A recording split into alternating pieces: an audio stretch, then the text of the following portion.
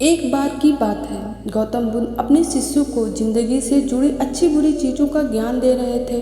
सभी शिष्य उनकी बातों को बहुत ध्यान से सुन रहे थे। उन सभी में से एक शिष्य ऐसा था जिसे प्रश्न पूछने की बहुत आदत थी। वो उठकर गौतम बुद्ध के पास गया और उनसे बोला, आप हमें जिंदगी के बारे में जो कुछ सिखा रहे हैं उस सब का क्या फ़ायदा है गुरुदेव? क्योंकि हम में से बहुत से बच्चों को ये भी नहीं पता होता है कि हमारे जीवन का मूल्य क्या है और ये जीवन हमारे लिए कितना कीमती है। पहले आप हमें ये बताएं गुरुदेव कि इस जीवन का मूल्य क्या है। अपने शिष्य की बात सुनकर गौतम बुद्ध अपने कक्ष में गए और वे एक पत्थर चमकता हुआ लेकर आए। वे उस पत्थर को अपने शिष्य को दिए और बोले, मैं तुम्हें इस जीवन का मूल्य तब बताऊंगा जब तुम इस पत्थर का सही मूल्य पता लगाकर आओगे। साथ ही ये ध्यान रखना कि तुम्हें ये पत्थर का टुकड़ा किसी को बेचना नहीं है। गौतम बुद्ध की बात मानकर वो शिष्य बाजार की तरफ चला गया। बाजार में सबसे पहले उसकी नज़र एक फल बेचने वाले पर पड़ी और उसने वो पत्थर उस फल वाले को दिखाया और बोला, इस पत्थर के बदले आप मुझे कितने फल दे सकते हो? फल वाला बोला, ये पत्थर कुछ खास तो नहीं है, लेकिन फिर भी इसके बदले मैं तुम्हें 10 केले दे सकता हूँ। वो शिष्य उस पत्थर को लेकर आगे चला गया। फिर उसे एक सब्जी वाला मिला। शिष्य ने उस सब्जी वाले से उस पत्थर की कीमत पूछी। सब्जी वाले ने उस पत्थर को ध्यान से देखा और बोला, इस पत्थर की कीमत के बदले तुम्हें ज़्यादा से ज़्यादा एक बोरी भर कर सब्जियाँ दे सकता हूँ और कुछ भी नहीं। इसके बाद वो शिष्य उस पत्थर को लेकर एक सोने के व्यापारी के पास गया। उस पत्थर के टुकड़े की चमक देखते ही उस सुनार ने उसकी कीमत 100 सोने के सिक्के के बराबर लगाई। शिष्य ने वो टुकड़ा बेचने से मना किया तो वो सुनार उसके बदले 200 सिक्के और देने के लिए तैयार हो गया, लेकिन शिष्य को तो वो पत्थर बेचना ही नहीं था। इसके बाद वो शिष्य एक हीरे के व्यापारी के पास गया और उनके सामने उसने वो पत्थर के टुकड़े को रख दिया। उस पत्थर को देखते ही हीरे के व्यापारी ने एक साफ कपड़ा बिछाया, उस पत्थर को उसके ऊपर रखा, फिर उसकी परिक्रमा की और हाथ जोड़कर उस पत्थर को कपड़े में लपेटते हुए वो बोला, तुम जिसे मामूली पत्थर समझकर उसकी कीमत पूछ रहे हो, असल में ये एक बेशकीमती रूबी है। ऐसा रूबी हर किसी को नहीं मिलता। मैं अगर अपना सब कुछ भी बेच दूं तो भी इसकी कीमत नहीं चुका सकता। उस व्यापारी की बातें सुनकर वो शिष्य हैरान हो गया। वो दौड़ा दौड़ा सीधा बुद्ध के पास आया और उसने जो भी कुछ बाजार में हुआ सब बताया। उसकी अचरज भरी बातें सुनकर बुद्ध बोले, तुम्हारे सवाल का जवाब इस रूबी कीमत में ही छिपा है। हमारा जीवन भी एक रूबी है। रूबी की तरह ये भी बेशकीमती है, लेकिन हम इस बात को हमेशा नज़रअंदाज करते हैं और अपने जीवन का मूल्य नहीं समझते। हम दूसरों को देखकर और उनके जैसा जीवन जीने की कोशिश में अपने जीवन की कीमत को कम कर देते हैं। हम ये सोचते हैं कि हमारी ज़िंदगी की कीमत वही है जो दूसरों हमें बताते हैं, लेकिन ये बात हमेशा ध्यान रखना दोस्तों कि सामने वाला अपनी हैसियत, बुद्धि और अपनी समझ के हिसाब से तुम्हारी कीमत लगाता है। दोस्तों, इस छोटी सी कहानी के माध्यम से बुद्ध हमें ये सिखाना चाहते हैं कि ज़िंदगी सिर्फ एक बार मिलती है, इसलिए इसको बर्बाद ना करें। अपनी ज़िंदगी को उतना ही कीमती समझें जितना कीमती आप अपने बैंक में रखे रुपए को समझते हैं। आज के समय में लोग अपनी ज़िंदगी से ज़्यादा कीमती प्यार, पैसे और दिखावे से भरी चीज़ों को समझते हैं। प्यार के चक्कर में वे लोग सुसाइड कर लेते हैं। पैसों के चक्कर में ऐसा काम करने लग जाते हैं जिससे उनकी ज़िंदगी बर्बाद हो जाती है। दोस्तों, नाम कमाने के चक्कर में उल्टे सीधे काम करने लग जाते हैं। हमेशा याद रखें कि दिखावा करना ज़रूरी नहीं है। प्यार दोबारा मिल सकता है, पैसा फिर कमाया जा सकता है, लेकिन ज़िंदगी को फिर से पाया नहीं जा सकता है। इसलिए अपनी इस बेशकीमती ज़िंदगी को अच्छे से जिएं, हर पल का आनंद लें।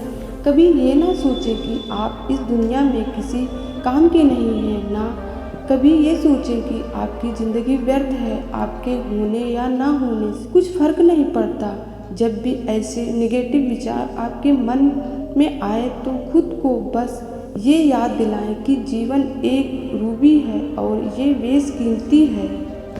दोस्तों, अक्सर आपने कई ऐसे लोगों को देखे होंगे या आप ऐसे लोगों से मिले होंगे जो अपने भविष्य को लेकर काफ़ी परेशान रहते हैं।